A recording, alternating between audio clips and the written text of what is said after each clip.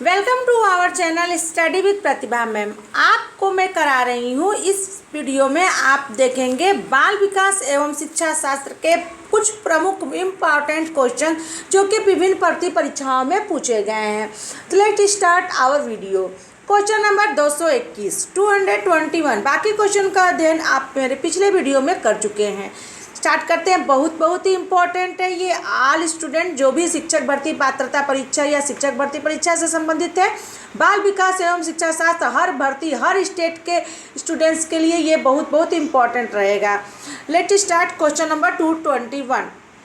ये सीटेट का कुछ आपको पूछा गया क्वेश्चन है, देखते हैं। अवधारणाओं का विकास मुख्य रूप से किसका हिस्सा है? किसका हिस्सा है? बौद्धिक विकास का, शारीरिक विकास का, सामाजिक विकास का कि संवेगात्मक विकास का? तो किसका हिस्सा है ये देखेंगे। अवधारणाओं का विकास मुख्य रूप से किसका हिस्सा है? तो ये है हिस्सा बौद्धिक विकास का। तो बौद्धिक विकास ऑप्शन नंबर ए सही है। आते हैं क्वेश्चन नंबर आगे 222 222 कि व्यक्तिगत शिक्षार्थी एक दूसरे से डैश डैश मतलब किसमें भिन्न होते हैं? ये भी सीटेट में पूछा गया क्वेश्चन है। किसमें भिन्न होते हैं? विकास की दर, विकास क्रम, विकास की सामान्य क्षमता या वृद्धि एवं विकास के सिद्धांत किसमें एक दूसरे से भिन्न होते हैं? ये होते हैं। ऑप्शन नंबर सही होगा ए, विकास की दर में व्यक्तिगत शिक्षार्थी एक दूसरे से भिन्न होते हैं। आते हैं क्वेश्चन नंबर 223। बच्चे के उचित विकास को सुनिश्चित करने के लिए उसका स्वस्थ शारीरिक विकास एक महत्वपूर्ण पूर्व आवश्यकता है। यह सीटेट में पूछा गया है। यह कथन क्या हो सकता है? गलत हो सकता है क्योंकि विकास नितांत व्यक्तिगत मामला है। बी, सही है क्योंकि विकास क्रम में शारीरिक विकास सबसे पहले स्थान पर आता है। सी है, सही है क्योंकि शारीरिक विकास विकास के अन्य पक्षों के साथ अंतः संबंधित है। डी है, गलत है क्योंकि शारीरिक विकास के अन्य पक्षों को किसी भी प्रकार से प्रभावित नहीं करता। तो इसका होगा क्वेश्चन नंबर 223 का आंसर होगा ऑप्शन नंबर सी सही है कि सही है क्योंकि शारीरिक विकास विकास के अन्य पक्षों के साथ अंतर संबंधित है। क्वेश्चन नंबर 224 देखते हैं। ये भी पूछा गया, सीटेट में पूछा गया क्वेश्चन है। मानव विकास कुछ विशेष सिद्धांतों पर आधारित है। निम्नलिखित में से कौन सा मानव विकास का सिद्धांत नहीं है? इंपॉर्टेंट है, सीटेट में पूछा गया है। क्रमिता, सामान्य से विशिष्ट, प्रतिवर्ती या निरंतरता, ये कौन सा है? मानव विकास के कुछ विशेष मानव विकास से सिद्धांतों पर आधारित है। कौन सा सिद्धांत नहीं है पहले इसको देख लेंगे। तो ये होगा सिद्धांत कौन सा नहीं है। ऑप्शन नंबर यहाँ होगा सी सही होगा। 224 का होगा ऑप्शन नंबर सी, प्रतिवर्ती। ये सिद्धांत नहीं है। बाकी जो है ऑप्शन ए, बी और डी सिद्धांत है। आते हैं क्वेश्चन नंबर 225। मूल्यांकन या इवोल्यूशन का मुख्य उद्देश्य क्या रहना चाहिए? शिक्षार्थियों की उपलब्धि को मापना, यह निर्णय लेना कि क्या विद्यार्थी को अगली कक्षा में प्रोन्नत किया जाना चाहिए। ऑप्शन सी, सीखने में होने वाली कमियों का निदान और उपचार करना, या ऑप्शन डी, शिक्षार्थियों की त्रुटियां निकालना। तो 225 इसका होगा ऑप्शन नंबर सी, सीखने में होने वाली कमियों का निदान और उपचार करना। आते हैं क्वेश्चन नंबर 226 में। जड़ बुद्धि वाले बालक की IQ मतलब बुद्धि लब्धि कितनी होती है? बिहार टेट में पूछा गया क्वेश्चन है। ए 11 से 120, बी 81 से 110, सी 71 से 80 और डी 71 से कम। तो इसका होगा ऑप्शन नंबर सही होगा। इसका ऑप्शन नंबर सही होगा कि जड़ बुद्धि वाले बालक की IQ लेवल क्या होती है? 71 से कम होती है। 227 देखते हैं। गर्भ में बालक को विकसित होने में कितने दिन लग जाते हैं? बिल्कुल एकदम आसान क्वेश्चन है। ए 150 दिन, बी 280 दिन, सी 390 दिन या डी 460 दिन। तो यहाँ पर होगा आंसर सही होगा कि 280 दिन गर्भ में बालक के विकास करने में लग जाते हैं। 228 देखते हैं। नवजात शिशु का भार होता है, कितना भार होता है? 6 pound, 7 pound, 8 pound, 9 pound. Bihar TET का क्वेश्चन है और बहुत ही इंपॉर्टेंट क्वेश्चन है।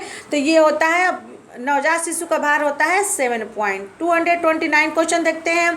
बुद्धि के बहुकारक सिद्धांत के प्रतिपादक है कौन है? मैकडूगल है, टर्मेन है, थर्नाइन है कि बर्ट है?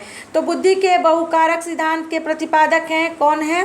तो ये होंगे थॉर्नडाइक हैं, बुद्धि के बहुकारक सिद्धांत के प्रतिपादक। 230 देखते हैं। उपनयन संस्कार किस शिक्षा काल में किया जाता है? बिहार टेट का क्वेश्चन है। वैदिक काल, बौद्ध काल, मुगल काल, किस काल में किया जाता था उपनयन संस्कार? तो ये था वैदिक काल में किया जाता था। 231 देखते हैं। निचली कक्षाओं में शिक्षण की खेल पद्धति मूल रूप से आधारित है। ये सीटेट का क्वेश्चन है। किस पर आधारित है? ए शारीरिक शिक्षा कार्यक्रमों के सिद्धांत पर, बी शिक्षण पद्धतियों के सिद्धांत पर, सी विकास एवं वृद्धि के मनोवैज्ञानिक सिद्धांतों पर, या डी शिक्षण के समाजशास्त्रीय सिद्धांतों पर।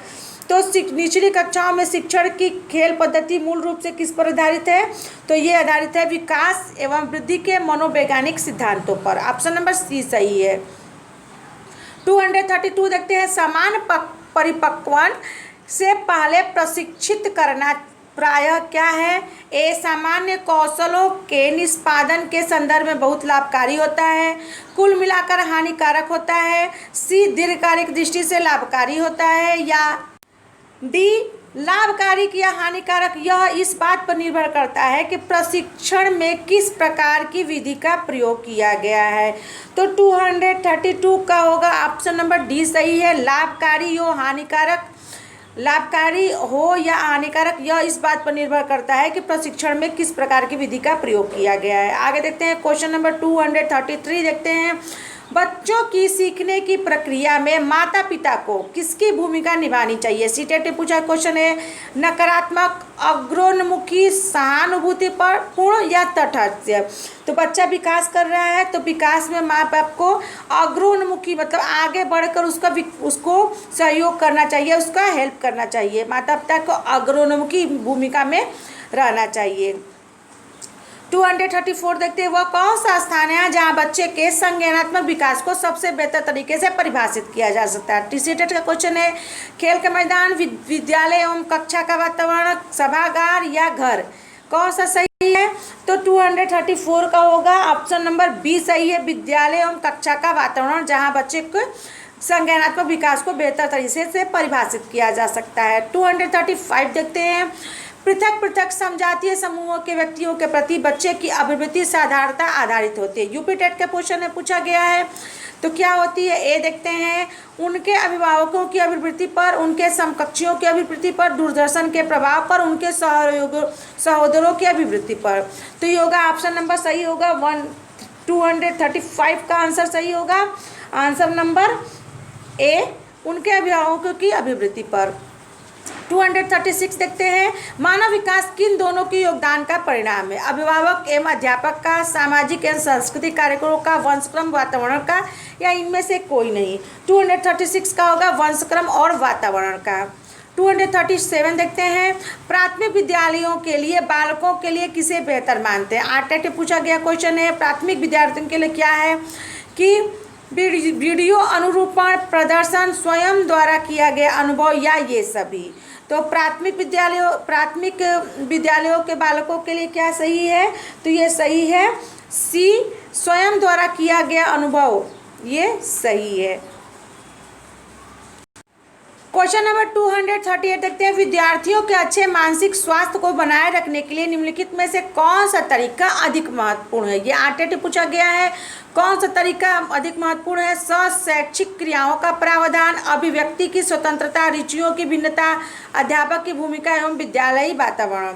तो ये होगा आंसर सही होगा। क्वेश्चन नंबर 238 का होगा ऑप्शन नंबर सही डी, अध्यापक की भूमिका एवं विद्यालय का वातावरण। कौन सा तरीका महत्वपूर्ण है कि बच्चों के अच्छे मानसिक स्वास्थ्य को बनाए रखे? अध्यापक एवं की भूमिका एवं विद्यालयी वातावरण। 239 देखते हैं। निम्नलिखित में से बच्चे की सामाजिक मनोवैज्ञानिक आवश्यकताओं के साथ संबद्ध नहीं है। ये देख लेंगे कौन सा संबद्ध नहीं है। सीटेट में पूछा गया क्वेश्चन है।